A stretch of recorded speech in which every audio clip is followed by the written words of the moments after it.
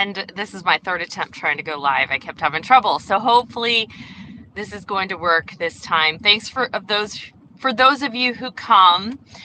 And I had to pull over to a side road to do this. So anyways, I want to shout out some channels who always watch my live streams. So first of all, Classroom Camp, a channel I've discovered recently, and he does like reaction videos to teachers in the news.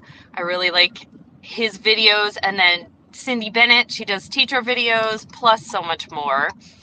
And Kathy, well, she used to have a channel, but she doesn't anymore, so I won't really say her channel, but I know she'll watch. So hello to the people who I know will always watch.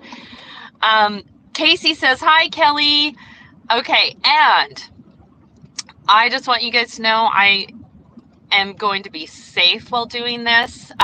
Dodash just had a video about how the video title was someone was demonetized, but then when you watch the video, it's like just that video, not their whole channel was demonetized for live streaming while driving. So I'm going to keep my eyes on the road and only look at the chat when I'm at a complete stop. So actually I'm coming up to a stop sign up here on a rural road with nobody behind me, so I'll be able to look and see what you guys are saying. But my topics for today, I want to talk about choosing an assisted living facility for a family member who's older and at that point. And I want to tell you a little more about the book I'm reading. I talked about it yesterday, but if you missed it, hold on. I wrote the book name down because I think even yesterday I got the title slightly wrong. It was close, but slightly wrong. Okay, now I'm at a stop sign. And I'm running early today, so I have time to do this. Rebecca says, listening while getting ready. Thanks for watching. Okay, the book title was The Only Plane in the Sky, An Oral History. And I won't talk long about this because I talked a little about it yesterday, but I started listening to it in the car, and oh my goodness, it is so good. And you can't read the actual book. You have to listen to the audio because they have the actual voices. So it's just a collection of different stories of people on 9/11, but you're listening to their voice. And it tries to go chronologically, so it skips back and forth, which I think can be a little confusing. Like it'll go to Katie Couric talking, then somebody else, and then a while later go back to Katie Couric because they're trying to stay chronologically. But I almost wish they would just let one person speak at a time and tell their whole story. But they have even you can hear actual footage of the air traffic controllers speaking to someone on the first flight 11, that was the first plane that hit the tower, and you're hearing their conversations and the whole thing unfolding. And it's, in some ways, it's so you're like, oh my gosh, it's so stressful. It made my ride home yesterday so stressful. And then they're going chronologically, and they're trying to, they don't know what happened. They thought it was just an accident, remember, at first, and they're trying to figure it out. And then the flight attendant gives the wrong flight number. I think it wasn't the flight attendant that was actually working. You know how if you work for an airline, you can go standby on any flight. So I think she was a flight attendant, but not working on that flight that day. She was traveling, and she got on a phone and gave them the wrong flight number. Stop and concentrate sometime. But one of the first planes hit at 8:50 something, and I know that Cantor Fitzgerald was the company that lost the most people. So you're hearing from people, because obviously if they're talking on this book, they survived. You're hearing people say like, oh, it was 8:46 and I forgot something, so I took the elevator down. And it's just like if you're watching a TV show that's intense and you're yelling at the TV. In my mind, I'm like yelling, go, oh my gosh, get out of there. The plane's about to hit, and they have no idea what's going on at this time. And it's just amazing how, yeah, you have to listen to the audio. It's almost more like a radio show even than like a book, like an audio book that somebody's reading. Like you're feeling like you're there. experience in it. Actually, I'm not even going to make this live stream too long because I want to get back to it. And then yesterday when I got home, nobody was home at my house, so I kept listening to it. That's how good it is. So, yeah, and if anyone wants to read it along with us, our book club, do it because, yeah, so it's all unfolding. You're listening to air traffic controllers, people in Kenner Fitzgerald, the person that owned Kenner Fitzgerald survived because he was dropping his son off at kindergarten. Now, I think, wow, that would be tough to be the owner of the company that lost the most people and you survived. I'm sure that he lived with so much guilt the rest of his life. And I have seen interviews with him, so actually I know he did. So anyways, that book, I think I'm going by memory because I can't look at my paper now because I'm driving, but I think it was called The Only Plane Left in the Sky, an Oral History of 9/11 or something like that, if anyone wants to read along with us. And Cindy and I will do a live stream talking about it when we're both finished with it. Okay, so I want to talk about finding an assisted living facility for a loved one because we had to do this process recently. So when you think of like nursing homes, you think of something that kind of has more of a hospital feel, more of a medical facility, and hospitals are not fun. They're kind of sad, but we were looking for a place, and we found this place that, was amazing, is amazing, and felt more like a hotel than like a medical facility. So, each person has their own room, but then which I know happens in a nursing home too, but then can come out to a communal area of where they have activities and dinners and things like that, and has more of a home feel, and just the director, when they're giving you the tour, makes you feel, just gives you a warm feeling, not a feeling of like a hospital. And so we really loved this place. My husband, me, my daughter went and looked at it, and then told my brother-in-law, you have to see it. And he came out in the summer, and he went and saw it, and like totally changed his mind because they live in a very small town. There's not that many places available, and they all are more like the first I described, more of a hospital type feel. And I called a family member. Okay, it's my mother-in-law that we're looking for. And the visions in her mind were what she saw her own parents put in, which is the first one I described, more of a hospital type feel. And she's never wanted to go in one, but my brother-in-law, I think it's really starting to take a toll on him, because caregiving for anyone can take a toll on you, if you're caregiving for someone, even, which I understand from taking care of my daughter when she worked for sickness, it soon. So in the summer, then she got COVID, couldn't go.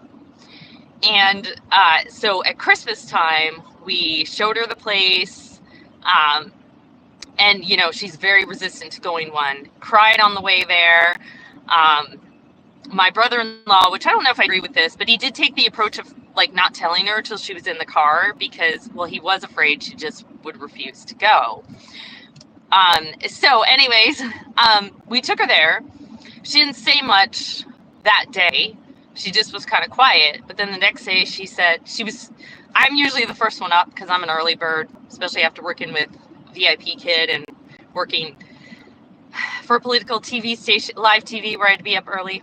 The guy behind me is like tailgating me, and I'm going above the speed limit. You can go around me, I guess, when we get to a broken up line. Anyways,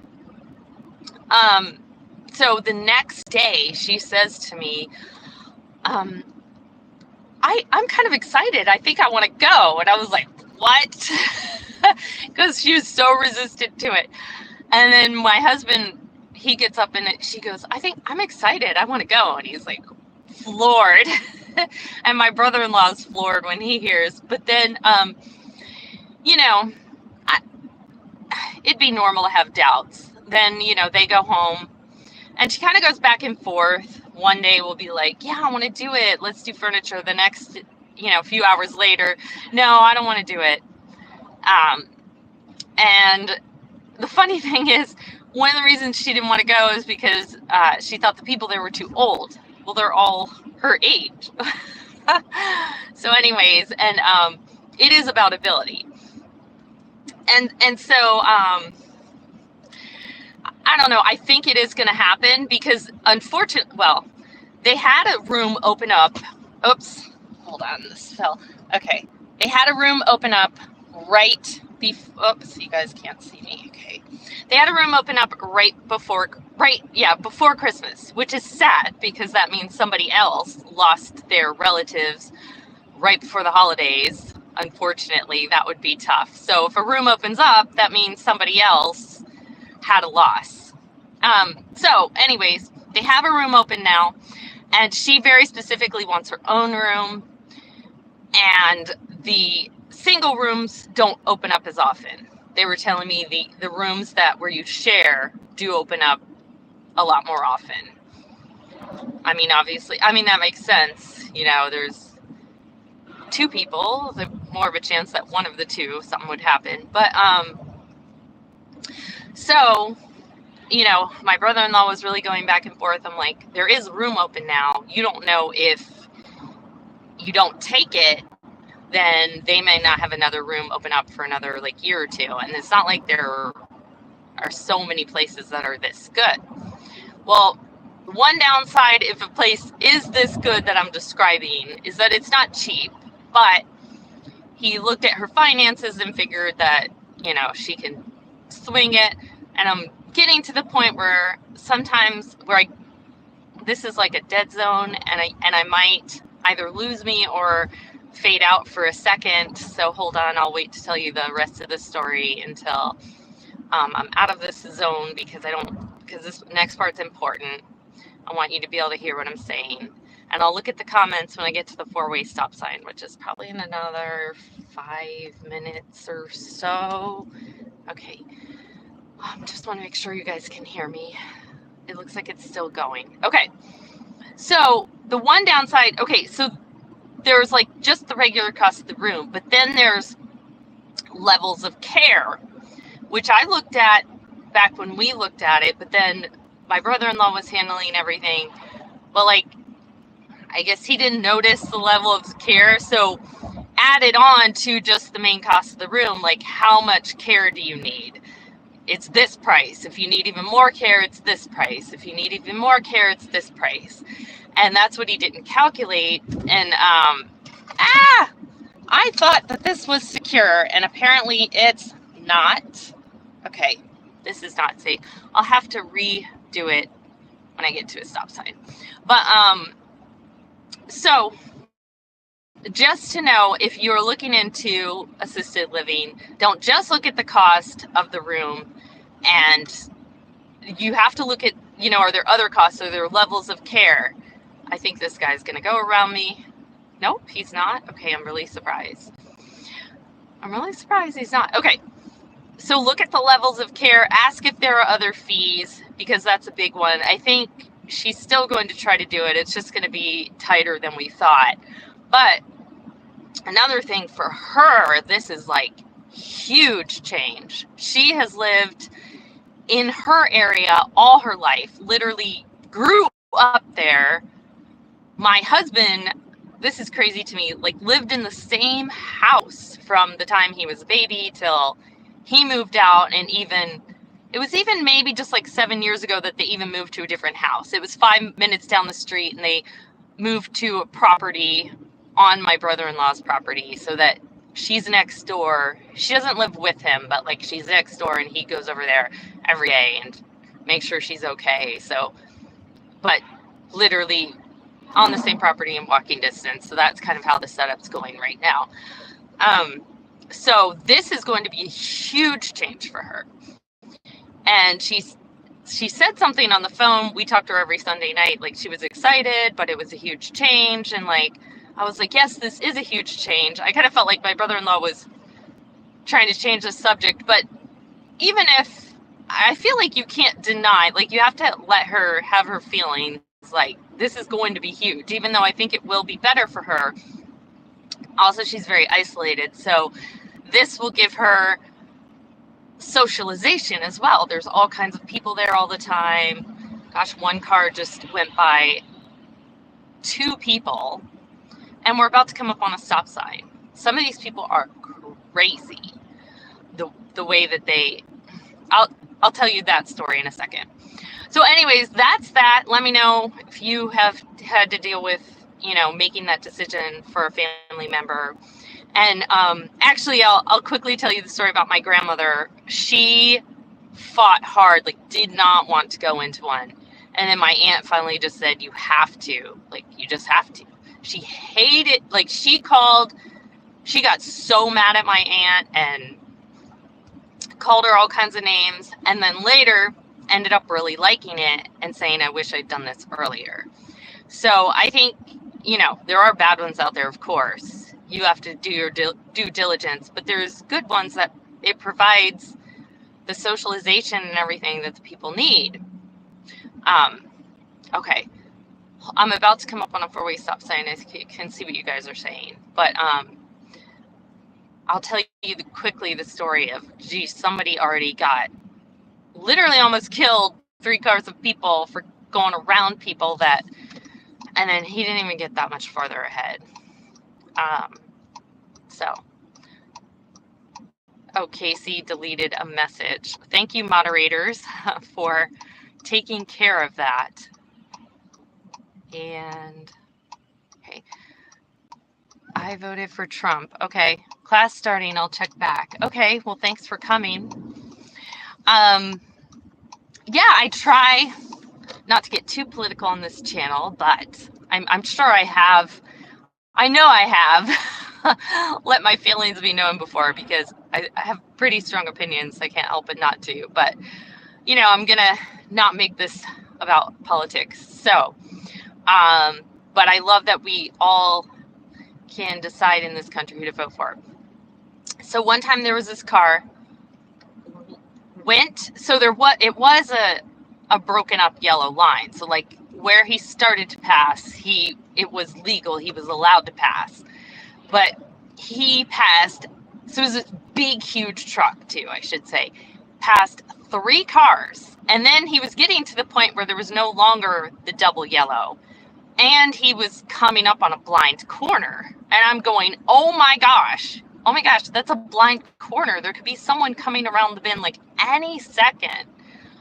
Lo and behold, 3 cars have to pull over to not hit this person, and they were all much smaller than him, this huge truck. So he literally could have killed these people.